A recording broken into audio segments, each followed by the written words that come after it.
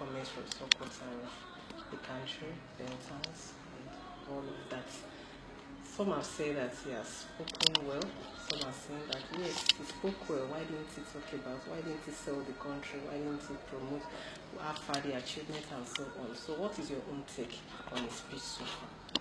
Well, thank you very much. I'm Honorable Chief Evans Ochukewure, and I represent the wonderful people of ATP State Conference in the Delta State House Assembly.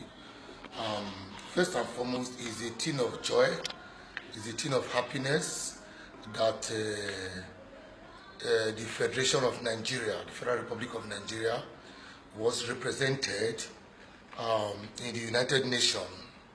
It's a thing of joy that we were represented, and that the President of Nigeria also condemned the killing of Rohingya Muslims in Myanmar. He condemned the killing. That was very thoughtful of him. He also condemned the dictatorship in North Korea, and then called for support and supported that the United Nations should engage diplomatic efforts peacefully to resolve the crisis in the Korean Peninsula instead of engaging war. Equally, the President of Nigeria also called for the establishment of the Palestinian state. Very, very good, very, very good. But don't we Nigerians also see these actions and the speech of the Nigerian president to the 72nd session of the United Nations in New York, United States, as a double standard? I consider the statements, the condemnation, the call for support, I consider them to be double standard, hypocrisy, deceit, and dishonesty.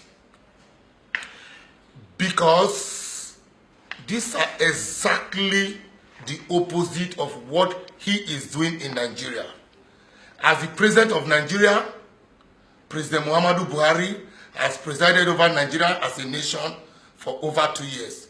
During these over 2 years, in my constituency of Ethiopia, over 10 people have been killed.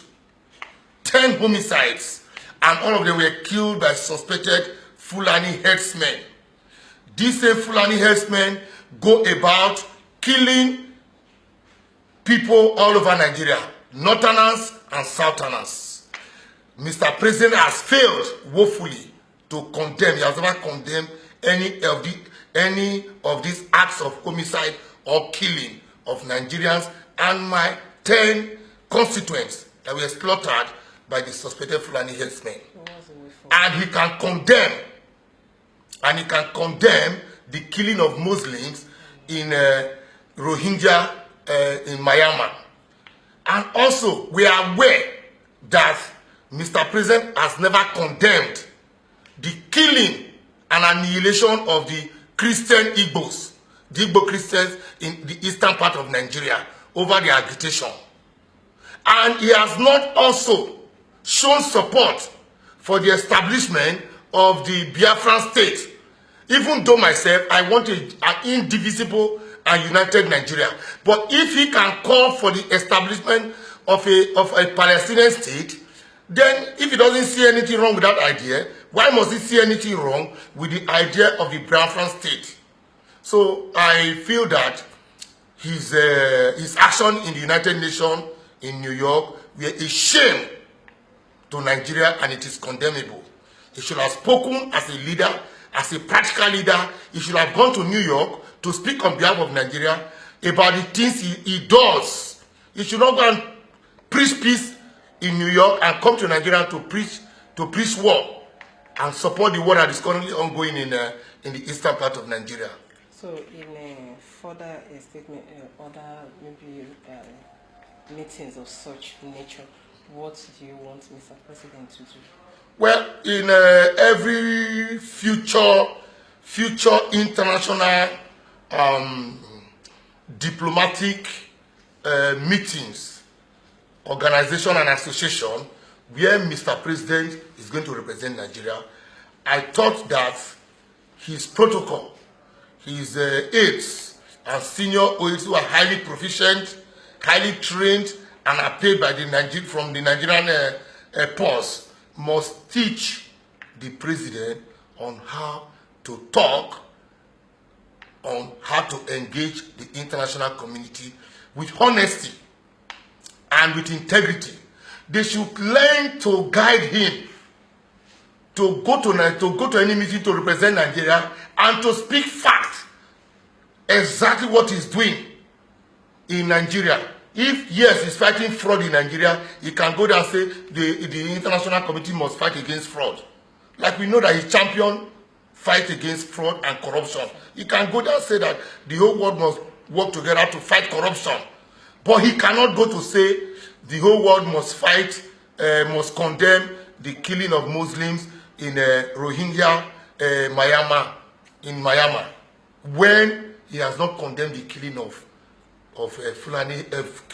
my constituents and Nigerians who are being slaughtered daily by the Fulani headsmen. Okay, what's the lesson that should be learned from the meeting? Well, the lesson that should be learned is that we're a nation. It's a thing of joy that Nigeria will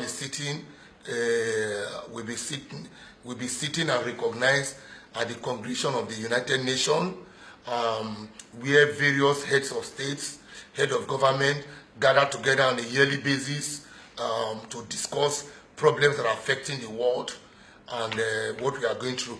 Also, Mr. President also encouraged that the world must sustain the effort to combat poverty. We are dying of poverty in Nigeria. He has not combated poverty. There's extreme poverty, there's unemployment, there is redundancy, and we're in economic recession. So let him talk frankly, let him talk with integrity, and let him talk without deceit. Thank you. Thank you for having me.